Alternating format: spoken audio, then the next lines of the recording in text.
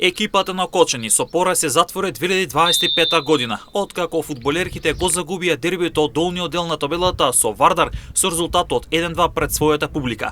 Овој резултат гостува Кочани на ното од табелата во првата женска фудбалска лига со 4 бодови и тешка пролет кога е во прашање борбата за опстанок во елитата. Кочани е повратник во прва лига, но не успева да се прилагоди по влезот во елитата со млади фудбалерки и неколку искусни заселувања. Кочани забележа само една победа, едно реми, дури 12 порази, а прето имаше најлошата одбрана која е примила дури 67 гола. Вардар освои 3 важни бодови со директниот конкурент и со тоа направи сериозен чекор напред во трката за директен опстанок. Ќе треба многу работа да се менуваат, поправат, но ќе треба и соодветни квалитетни заселувања, ако сака тимот на Кочани да избори директен опстанок.